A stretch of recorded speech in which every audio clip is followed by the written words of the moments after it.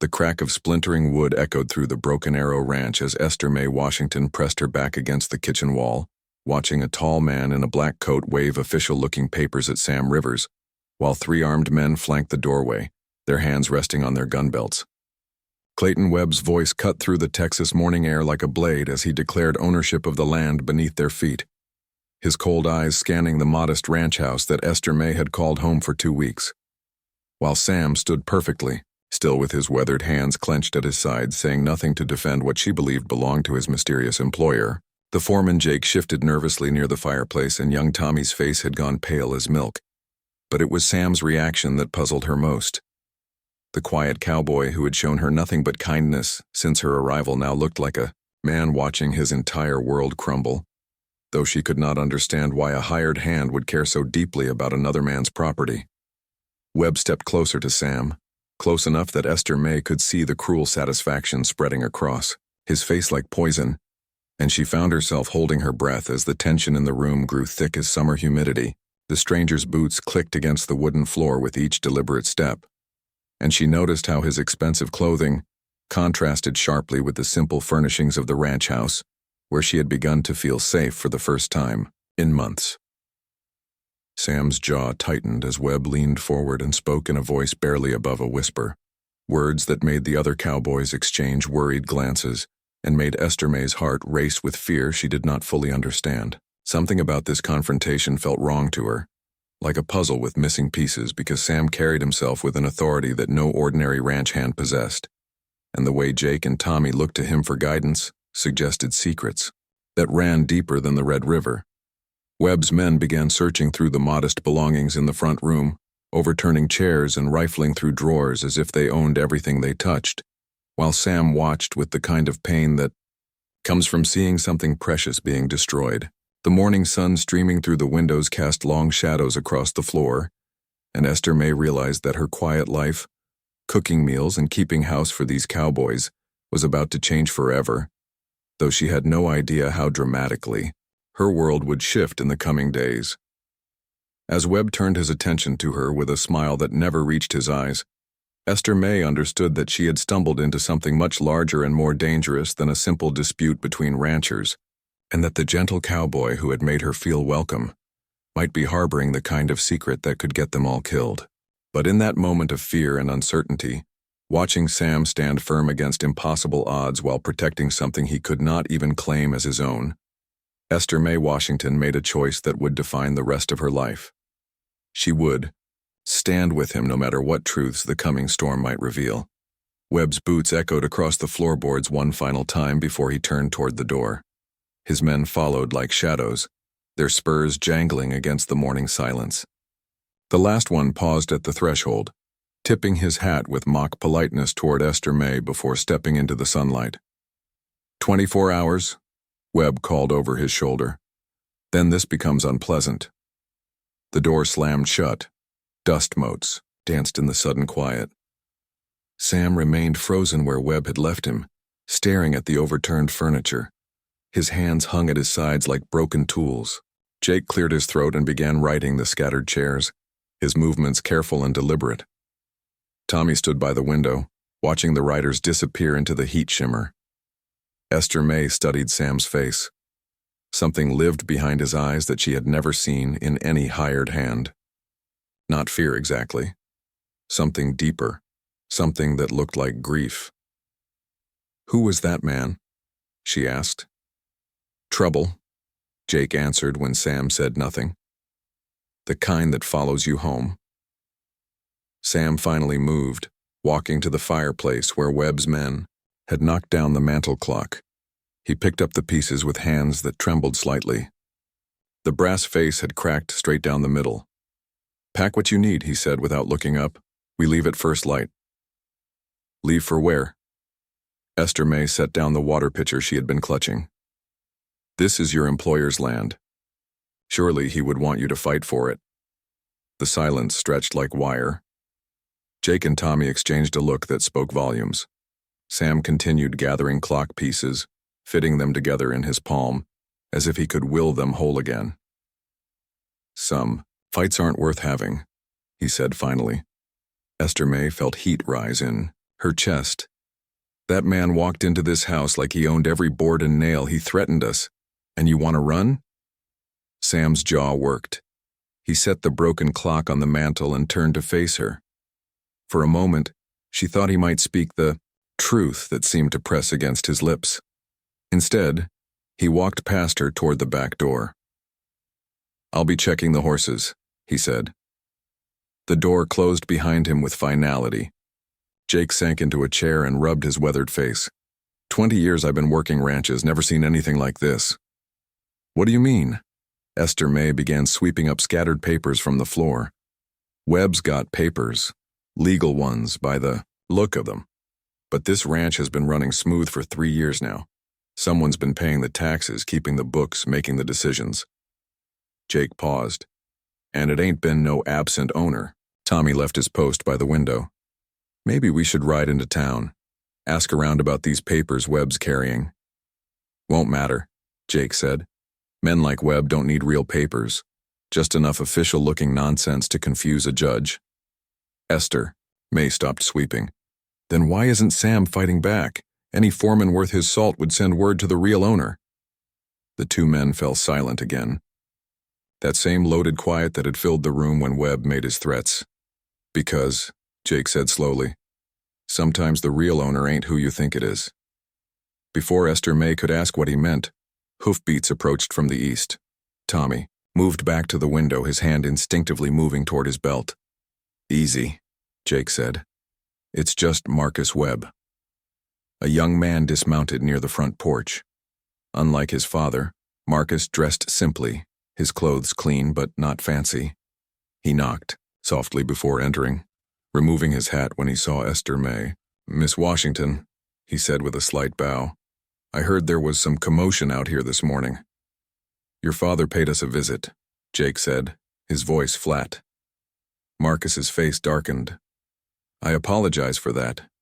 My father can be intense about business matters."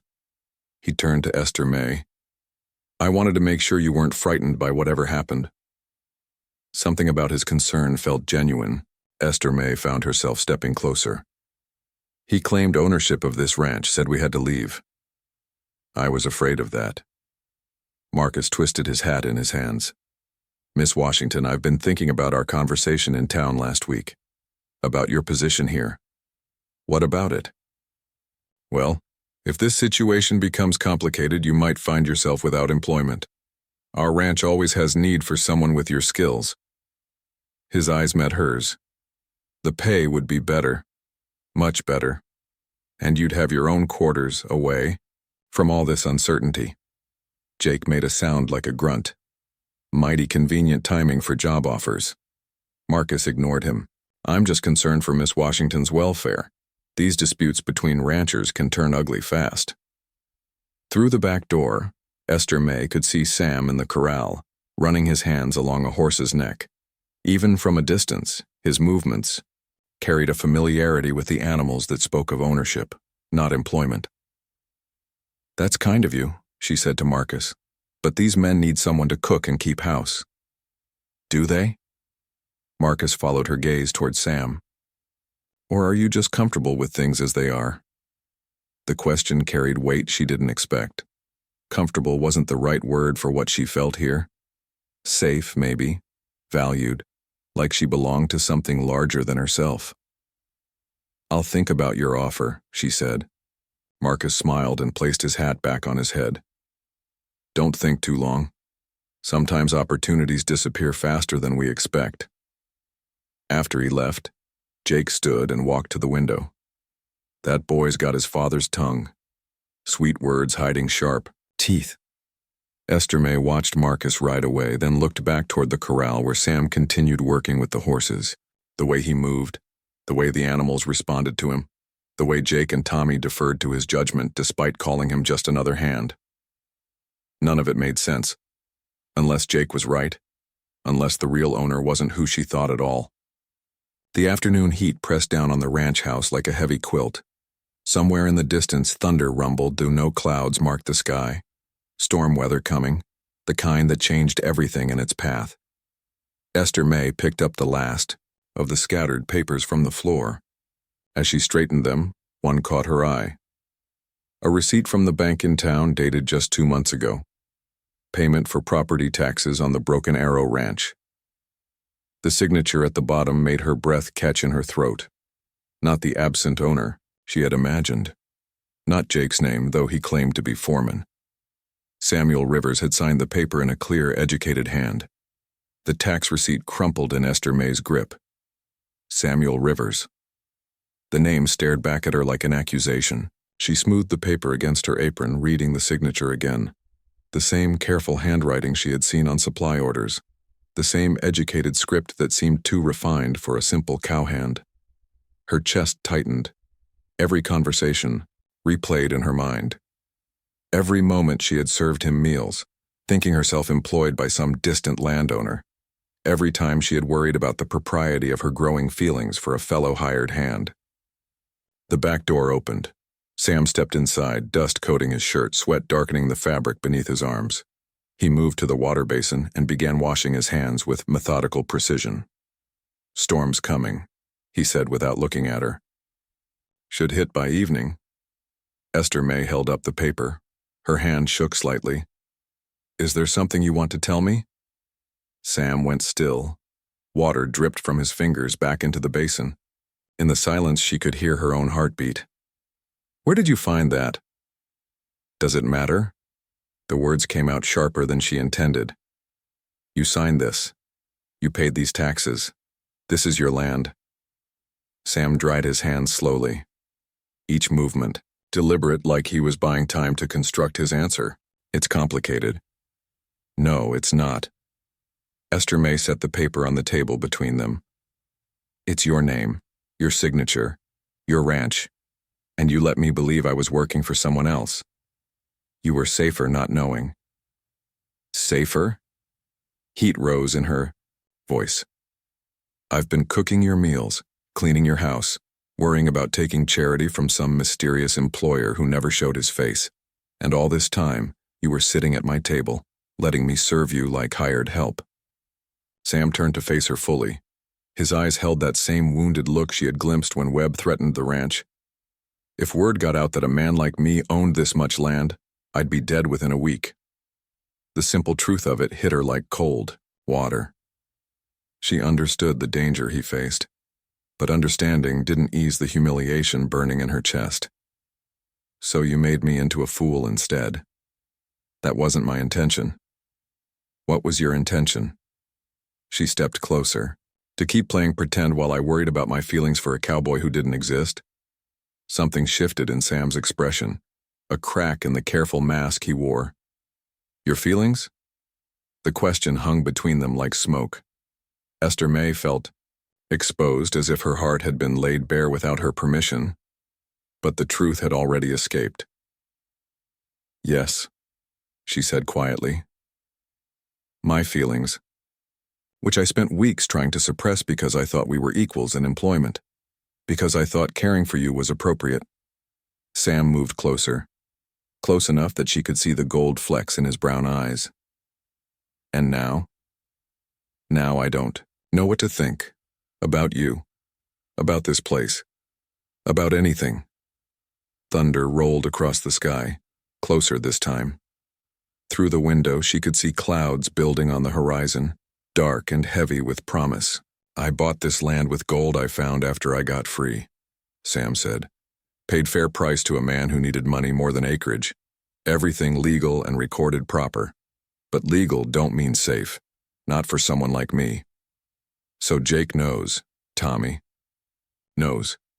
Everyone except the woman living in your house. They know because they were here when I bought it. Because I needed help maintaining the story."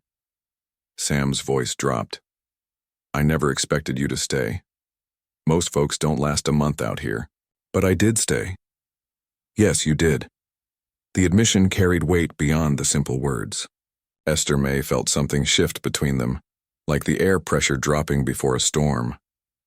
"Where does that leave us now?" she asked. Before Sam could answer, hoofbeats approached from the east road. Through the window, she saw Marcus Webb, riding hard, his horse lathered with sweat. He dismounted quickly and strode to the door. "Miss Washington," he called. "We need to talk." Sam's jaw tightened. What does he want now? Marcus entered without waiting for permission. His usual composed demeanor had cracked. Urgency radiated from him like heat.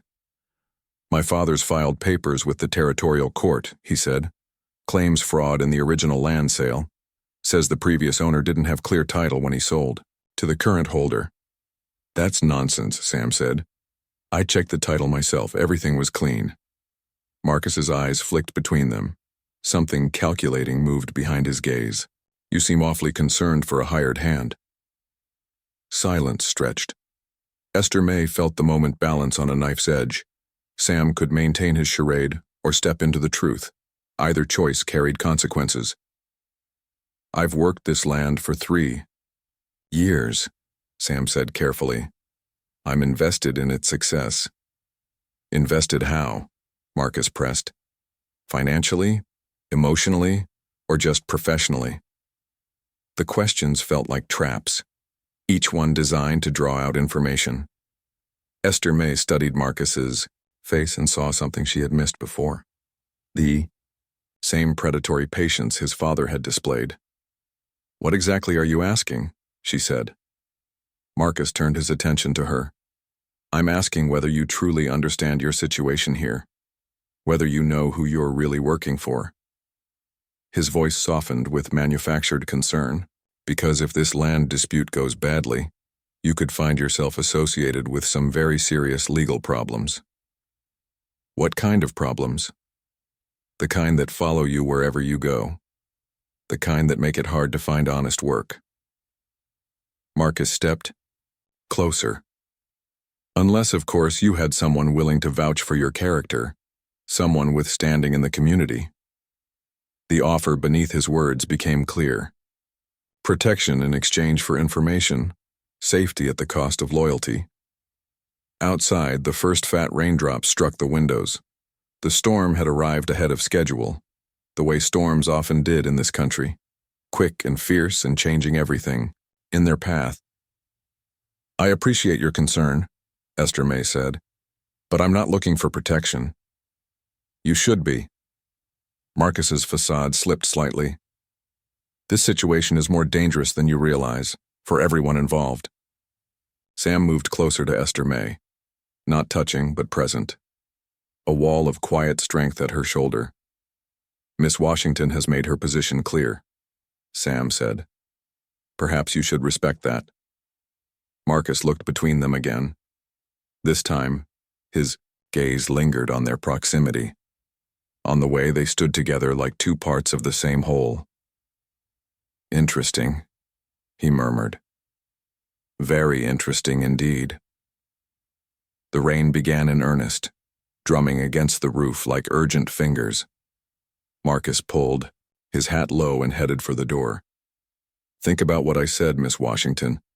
Time has a way of running out faster than we expect." After he left, Esther May and Sam stood in the growing darkness listening to the storm build outside.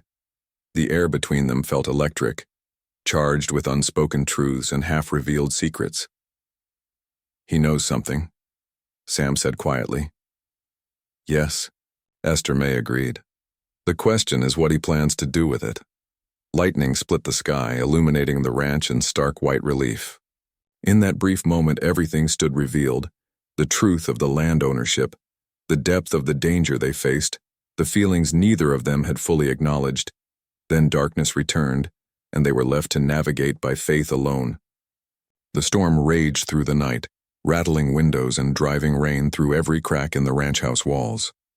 Esther May lay awake, listening to the wind howl like something wounded. Sleep wouldn't come. Every time she closed her eyes, she saw Marcus Webb's calculating smile and heard his questions echoing in her mind.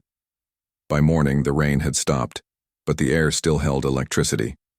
Puddles reflected a gray sky that promised more weather to come. Sam emerged from the barn, his clothes damp with mist, leading a horse with a pronounced limp. "Someone cut the fence line," he said without preamble. "Drove cattle through it in the night. This mare got tangled in the wire trying to follow them." Jake appeared from behind the house, his face grim.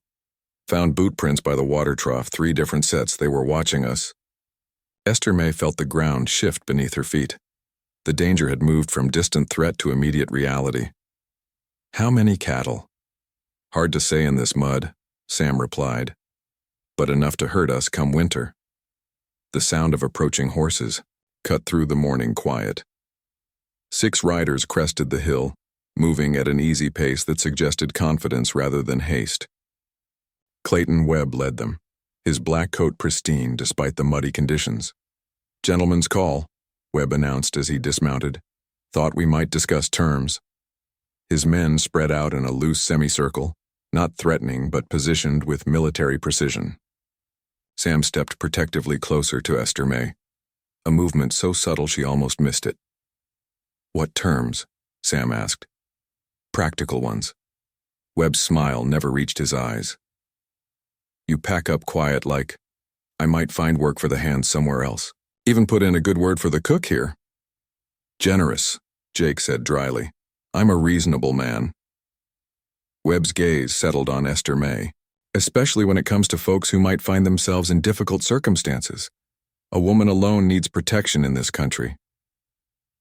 The words carried implications that made her skin crawl. She lifted her chin and met his stare directly. "I'm not alone." "Aren't you?" Webb gestured toward Sam and the others. "When this business gets settled, where exactly do you think these boys will end up? What kind of references you think they'll get?" Tommy shifted uncomfortably. At 19, he had few options beyond ranch work. The threat landed with precision. 3 days, Webb continued. Then I start filing papers with the sheriff, trespassing, theft of livestock. Maybe some questions about where certain folks came from and how they got their papers. The last part hit Sam like a physical blow.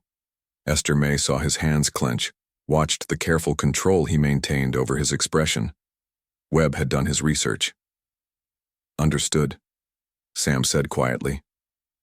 After Webb and his men rode away, the ranch house felt smaller somehow, fragile, like something that could be swept away by the next strong wind. "We could fight," Tommy said, but his voice lacked conviction. "With what?" Jake asked. "Against how many?" Webb's got the law on his side, at least on paper. Esther May watched Sam stare out at the horizon where the riders had disappeared. His shoulders carried a weight that had nothing to do with the morning's work. "There might be another way," she said slowly. Both men turned to her. "What do you mean?" Sam asked. "Marcus Webb. He's been asking questions, lots of questions, about the ranch, about you, about how things operate here." She paused, pieces falling into place. "What if those questions weren't just idle curiosity? You think he's gathering information for his father," Jake said. "I think he's been gathering information through me."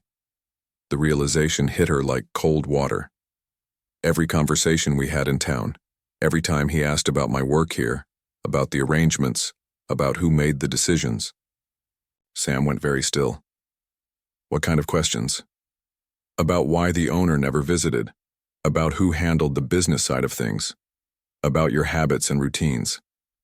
Shame burned in her chest. "I thought he was being friendly, making conversation." "Sweet Lord," Jake breathed. "He's been using you." The words hung in the air like smoke. Esther May felt the weight of her naivety, the cost of her trust. She had been a weapon turned against the people she cared about. "I have to go into town," she said. "No." Sam's response came sharp and immediate. "It's not safe. It's the only way to find out what he really knows, what his father is planning." She met his eyes. "And maybe to turn the tables." "How?" "By giving him what he expects to hear, by making him think his plan worked." Her mind raced ahead, seeing possibilities. "If he believes I'm willing to betray you for safety, he might reveal more than he intends." "That's dangerous," Jake warned. "Men like the Webbs don't forgive being played.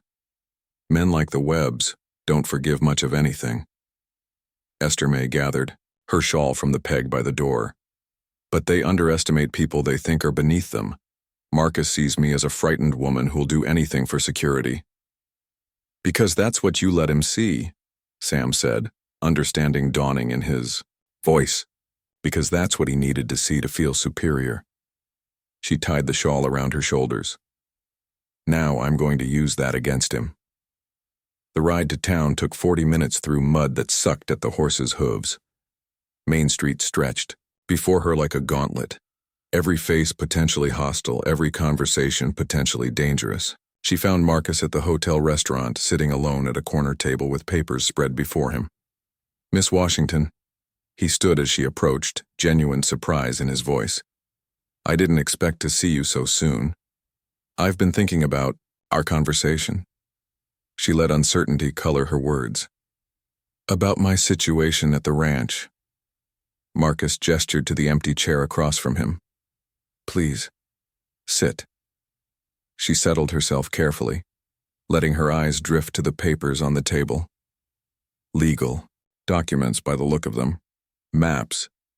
What appeared to be a survey report. "You were right," she continued. "Things are more complicated than I realized." "How so?" "The man I thought was just another ranch hand. Sam Rivers. He's been making decisions that seem beyond his authority." She paused, as if reluctant to continue. "And there are things about the ranch operations that don't add up." Marcus leaned forward slightly. "What kind of things?" "Financial things. He handles all the banking, signs all the orders, even the tax payments." She let her voice drop to a whisper. "I found a receipt with his signature on it." "Interesting." Marcus's eyes sharpened. "What did Jake say when you asked about it?" "He got nervous, said it was complicated, that some questions were better left unasked." Marcus nodded as if this confirmed something he already suspected. "And how do you feel about working for someone who isn't who he claims to be?" The question carried layers of meaning. Esther May chose her response carefully. "Scared. If the authorities find out, anyone associated with the ranch could face legal troubles." "That's very perceptive of you." Marcus reached across the table and covered her hand with his. "You're right to be concerned." His touch felt like ice water. She forced herself not to pull away. "What should I do?" "Trust me." His grip tightened slightly. "I can protect you from whatever comes next. But I need to know everything you've observed. Every detail about how Rivers operates." Esther May felt the trap closing around her, saw how carefully Marcus had constructed this moment. But she also saw something else in his eagerness. Desperation. The Webbs needed her information to make their case stick, which meant Sam might have more protection than any of them realized. "There's something else," she said, leaning closer as if sharing a confidence. "Something I overheard last night." Marcus's eyes lit with hunger. "What?" "Plans," she whispered. "They're planning something. Something that happens before your father's deadline." She let the lie hang between them like bait, watching Marcus calculate the possibilities. In his greed for information, he might reveal the weakness in his father's position. Outside, storm clouds gathered again. The afternoon light dimmed too. Amber and Esther May felt the weight of choices settling around her like dust. The next move would determine everything. Marcus leaned back in his chair, satisfaction spreading across his face like spilled oil. "What kind of plans?" Esther May glanced around the restaurant as if checking for listening ears. "They mentioned the old mine shaft. Said something about moving things there before your father comes back." "Moving what things?" "I don't know, but Sam seemed worried about someone finding them." She let her voice shake slightly. "I think they might be hiding something illegal." Marcus's eyes gleamed.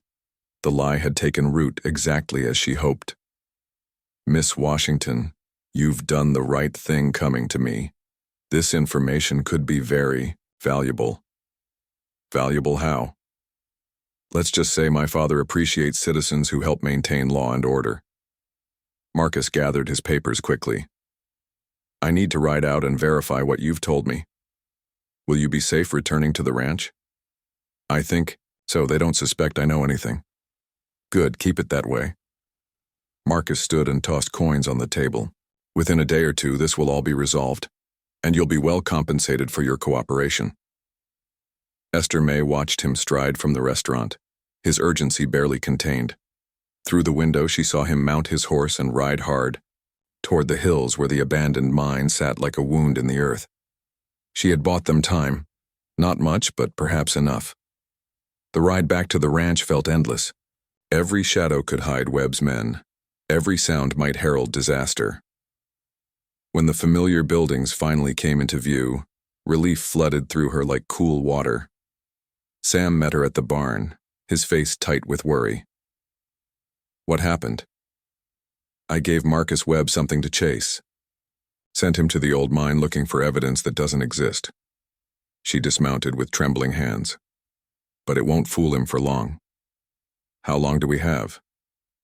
Maybe until tomorrow. Maybe less. Jake and Tommy emerged from the house, drawn by their voices. The four of them stood in the gathering dusk like soldiers preparing for a final battle. We could run, Tommy said. Pack up tonight and head for Colorado territory. And spend the rest of our lives looking over our shoulders, Jake replied. Webb won't stop at the territory line. Sam walked to the corral fence and gripped the rough wood with both hands. There's something I need to tell you all. Something that changes everything. Esther May felt her breath catch. The moment she had been dreading and hoping for in equal measure. This land is mine, Sam said quietly. I bought it legal and fair 3 years ago with gold I found after I got my freedom. Every paper is filed proper. Every tax paid on time. Tommy's jaw dropped. Jake nodded as if confirming something he had long suspected. The problem isn't the law, Sam continued. The problem is men like Webb don't believe someone like me has the right to own anything worth having. Then we make them believe it, Esther May said. Sam turned to face her. How? By standing in the light instead of hiding in shadows. By making this fight public where Webb can't control the story. She moved closer to him. By trusting that, some people will choose what's right over what's comfortable. That's a dangerous gamble, Jake warned. Everything's dangerous now, she replied.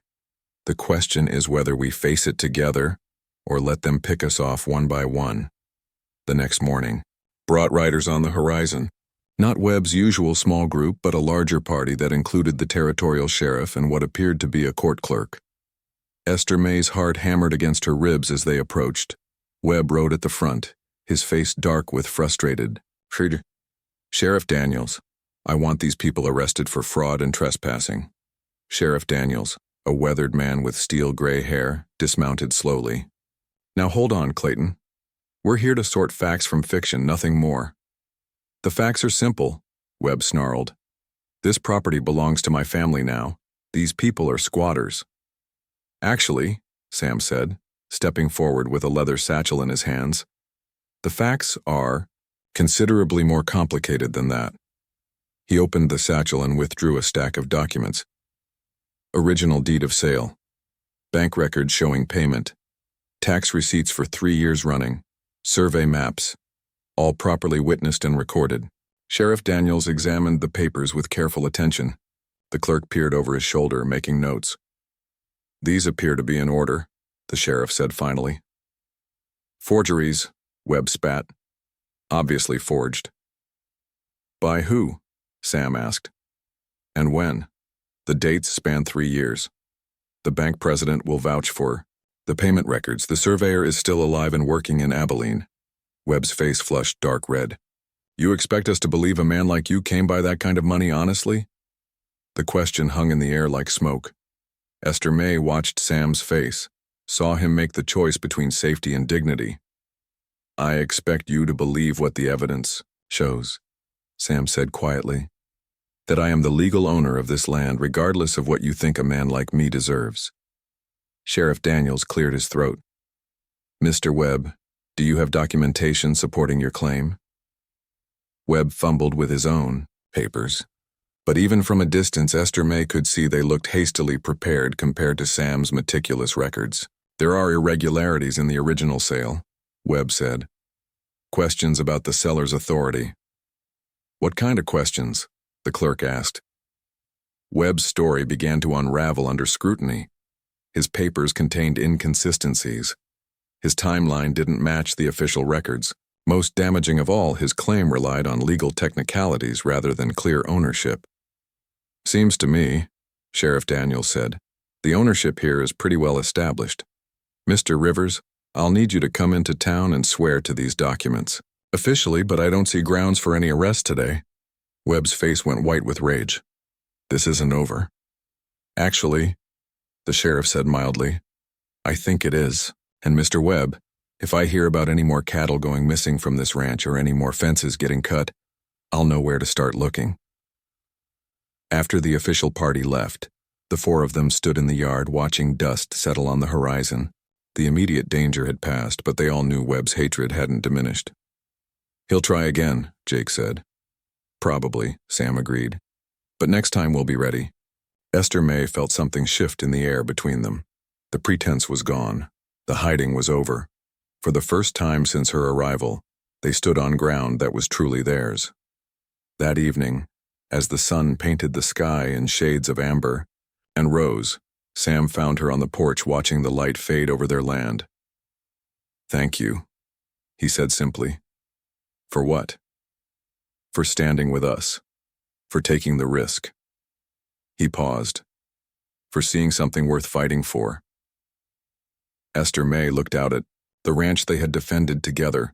Home, she realized. Not just shelter or employment, but home in the deepest sense of the word. I didn't just see something worth fighting for, she said. I saw someone. Sam moved closer, close enough that she could feel the warmth radiating from his skin. And now? Now we build something that lasts. She turned to face him fully. Together. The first stars appeared overhead, bright points of light in the vast Texas sky. Tomorrow would bring new challenges, new struggles, new people who couldn't accept what they had built here. But tonight, they had won something precious. The right to stand on their own ground, the right to call each other family, the right to face whatever came next as equals in every way that mattered. The wind carried the scent of rain and new grass across the prairie. Somewhere in the distance, cattle lowed softly as they settled for the night. The sounds of home, of belonging, of dreams planted in good soil and tended with careful hands. And that is all to the story for now. Please let me know where you are tuning in from. Perhaps we will create a story there. Consider liking this video and subscribing to our channel, and if you enjoy our content, click this video on your screen. I promise you it's worth watching. See you tomorrow.